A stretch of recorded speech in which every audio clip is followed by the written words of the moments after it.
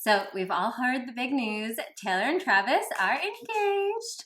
And I wanted to dive into what are the love lessons we can learn from Tay-Tay's happy ending that I've actually been working with clients on for quite some time now. I work with a lot of my clients that come to me and they are ready to finally meet their life partner. They want someone that's aligned, that's going to be expansive and just take their whole life to the next level. And oftentimes they've been dating a slew of men who have broken their heart, not been able to commit, etc., etc. And I think we've all seen this happen with Tay-Tay over the years, which is why so many of us are so excited to see her with Travis and to see her happy ending happening in real time and all of the incredible green flags we see for him. So I wanted to do a fun episode, very different than my usual style, and share with you some of the lessons that we can take from Taylor Swift if you're looking for your life partner that I also happen to coach a lot of my clients on as well. So let's dive in. Welcome to You with Intention. I'm your host, Cassandra, and this is the show where we help you live your best life with intention. Okay, so let's break it down. We've seen, I'm going to give you 4 of the major lessons that I'm seeing actively in Taylor's dating life and her ultimately ending up with Travis that actually mirror a lot of what happened in my own dating life and that I've coached a lot of my clients through.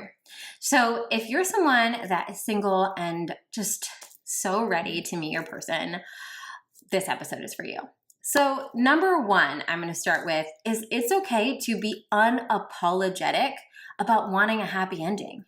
I think one of the things we all love about our girl Taylor is that through her music, she has been unafraid to share with us that she does want to, quote unquote, break the prophecy. You know, she wants to find that person. She wants to find her soulmate.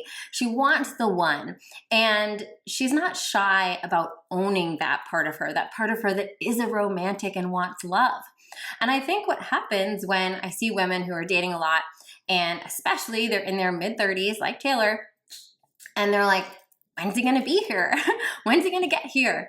That there's a part of them, because they're feeling that antsiness, because they're feeling that desire that goes the other way and tries to hide it, tries to play cool, tries to diminish their deep desire for true partnership and commitment because they're scared it's going to push whoever might be in front of them away.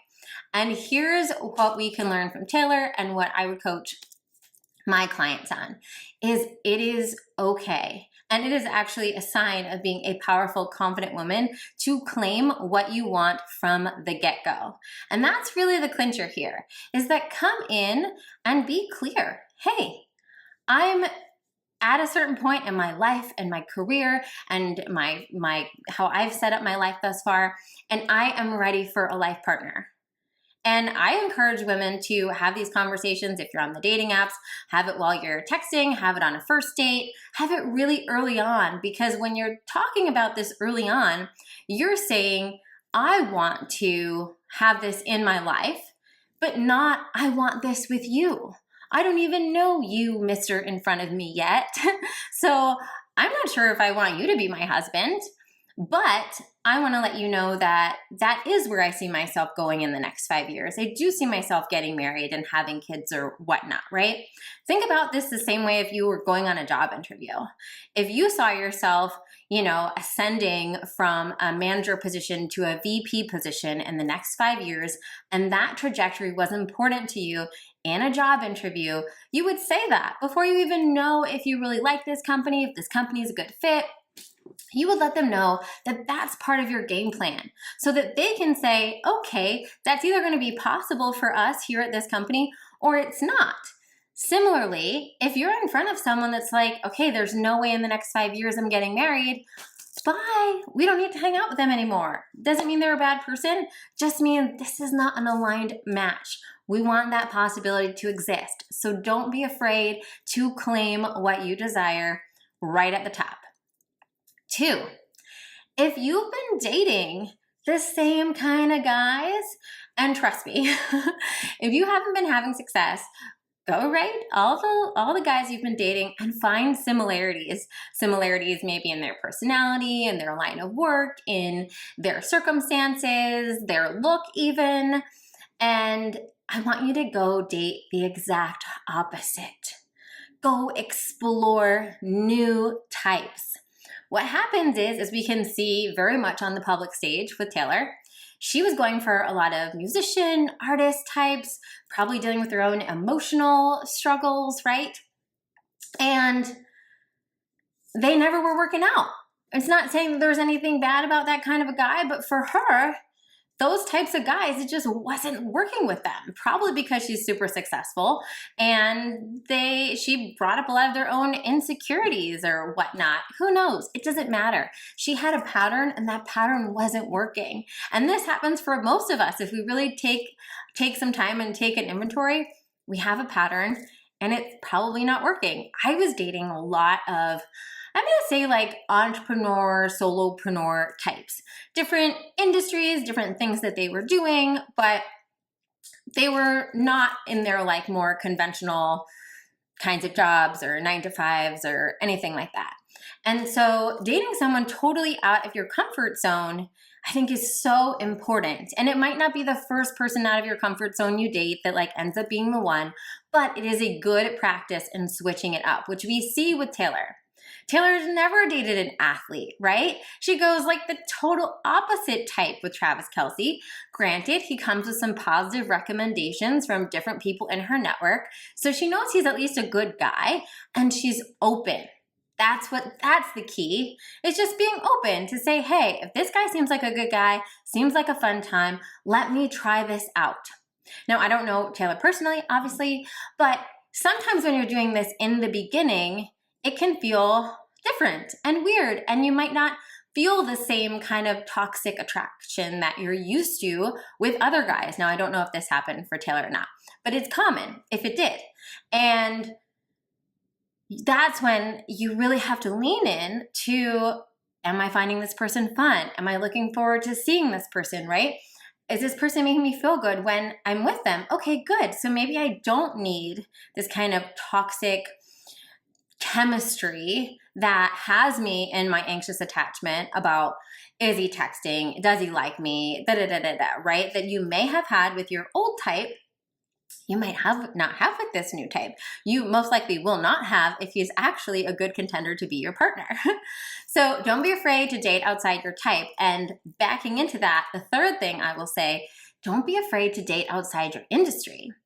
I was super guilty of this, and it's common, right? Because we're usually surrounded by people that we're at networking events with, we're working with in different capacities. So for me, I was always at events for either food or wellness, surrounded by a lot of other like entrepreneurs in that space. And so naturally, everybody I dated was also in that space. And again, not to say that that's like a total no-go, that can't ever work. But if you're looking for a pattern of, wow, I usually date in my space and it's not working. Also, Taylor usually dates in her space, wasn't working. Then finding someone who's totally out of your world. And I think I was really scared of this because, and I'm sure, I don't know, maybe Taylor had some thoughts about this too, because yeah, she wrote albums, wrote songs with Joe, had like collaborations musically with some of her past lovers and boyfriends. And similarly, like when I was dating entrepreneur people, we could jam about things. We could jam about like, oh, what, book you're writing, or you're going to give that talk, right? We had this kind of base comfort zone of our industry. However, when we bop outside that box, we get what we saw. Actually, if you watch that New Heights podcast with Taylor and Travis, where you have two people that actually have, what's really important, the same level of passion and ambition and purpose and motivation in what they love, but in totally different spheres. So now she gets to teach him about music and have that, and he talks about having a blank slate, which is so sweet, just having this blank slate to explain football to someone and to explain what's going on. And they get to enrich both of their lives by learning more about the other's industry. And I think sometimes we feel like we need that person that's in our same industry to like fuel each other and motivate each other and get everything. But there's also something so refreshing and enriching about getting home and having someone outside of your work, having someone that you can teach about your industry, that can have that kind of external opinion of your industry. And so that's a big lesson. That's another thing. If you're someone that's like, wow, I'm always dating people that are in my little sphere here, let's break out of that sphere, because there's a lot of other good things on the other side. Okay, number 4. Don't be afraid of a man who comes in as a fan. Travis made it known before they even dated, before they ever had one-on-one time, that he was a fan. He knew who she was, and he was already in awe, and he already thought she was amazing. This is a great dynamic for a marriage to be built on. A man should come in. Now, granted, me or you are not as famous as Taylor Swift, so maybe he's not going to know you professionally, and that's fine. I don't mean it in that regard. But like early on, that guy should be like the number 1 member of your fan club. He should think that you are the coolest thing since sliced bread from the get-go. When he hears about what you do, when he just like hangs out with you, it's okay if he's a fan. In fact, it's great if he's a fan.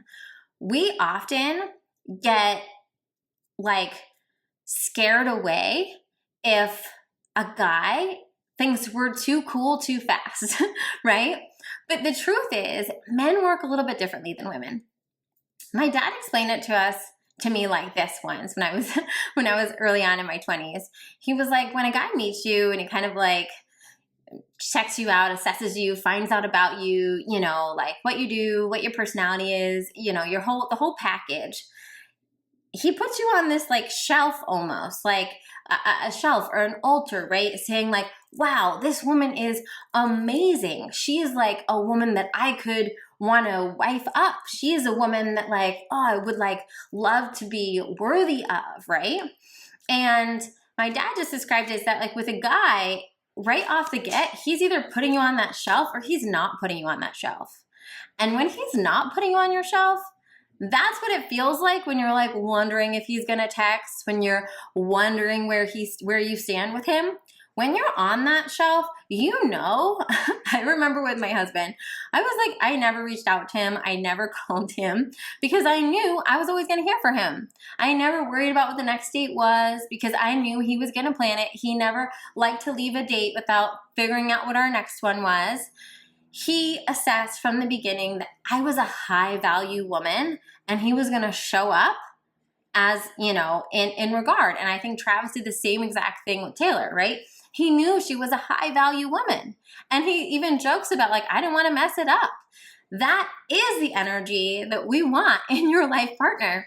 And oftentimes what happens is when you're so used to dating those guys, like maybe the Joe Allens or the Matt Healys of Taylor's world, where we feel like we had to earn their love. We feel like we had to like play by their rules with their love. We feel like we had to, decide how they were going to feel about us any day, right? That when we have a guy that's like, dude, I'm like the number 1, member of your fan club, we can get turned off. And we miss out on actually an incredible partner and an incredible relationship because we are uncomfortable when we have a man that actually sees us in our glory as the high value woman that we are. So that is another thing that, again, I don't know Taylor personally, but I'm going to guess that internally she had to work through a little bit of that because the way Travis treated her and has continued to treat her is so different than what she's shared with us in at least her songs, let's say, or what we can infer from previous relationships. And again, this is so normal. If you're in a pattern of dating men that don't fully honor your value, that aren't, showing up as a true partner, when we do find someone that's doing all the right things, that's so in love with us, that's so in awe of us, that is texting all the time, that is asking for the dates, that wants to move things forward, right? That's taking those next steps for us. It's happy to, sing our praises from the rooftops, right? That's proud to show, himself with us, right? That's proud to have us on his arms too. It can feel so uncomfortable. It can also feel sometimes less, how do I say this? Less intense. Let's say less intense maybe, because when we're used to the like, is he or isn't he, like, does he love me, does he not? We're used to this like adrenaline rush of like a roller coaster of like, oh my God, like we feel like the sun is on us when they finally text us, but then we feel like it's the rain when we don't hear from them. And then when you're with, like a golden retriever, good man that loves you and like has you on his altar, so to speak, like Travis does with Taylor, as we see, it feels often just steady and consistent and safe and loving and happy and fun and all of that good stuff too. But it's not as much of the adrenaline rush of the kind of like toxic pull. And so it can feel different, and we need to not mistake that. It breaks my heart when I see people finally get into a good dynamic like that and then feel like something is wrong because it doesn't feel like the toxic relationships that they're used to. So when you find your partner, often a big sign is that it feels steady, it feels calm, it feels easy, it flows, it's less dramatic. And that is a really good indicator, actually, right? That there isn't the back and forth. There isn't the like dramatic breakups and then getting back passionate, getting back together. It's just, no, that man, and this is the fifth bonus one I'll close with, which I didn't even expect to share. But one of the things that he said on that New Heights interview that I mentioned before is that he was like, I just didn't want to F it up, right? I just was really trying to not F it up. And I remember I went through a really big breakup that devastated me right before I met my husband. And I was at this event, and this friend of mine who's a woman who was very happily married still happily married, but she was very happily married. I told her about it, and she was like, Cassandra, you're going to know, because when you meet that person, it's going to feel like they're like scooping you up and are just like, you're coming with me, right? And they're just like holding you, and they're not going to let you leave. They're not going to even dance with the possibility of letting you leave. And I feel like it is that energy of like the guy that's like wants to be there for the long haul. They're not gonna like risk a little breakup over something, right? They're gonna want to repair stuff. They're not gonna want to F it up, because they're also gonna have a deep knowing that this is an amazing woman and I don't want to lose her. I want this one, right? I want to lock this one down. When a man fully sees you in all of your glory and all of your confidence, he's gonna want to lock you down. It's natural for him. And if you can, and this is probably a whole other podcast, but I'll just end with this. A lot of times what happens is like when we do meet a guy that is pursuing us and doing all the right things, if we can like lay back in our clamshell and allow the steadiness and the safety and the consistency and the positivity of this connection to just let us relax, to just let us be in our life, let us do our work, right? She's been slaying it. She's like on this most epic tour. She's recording her music.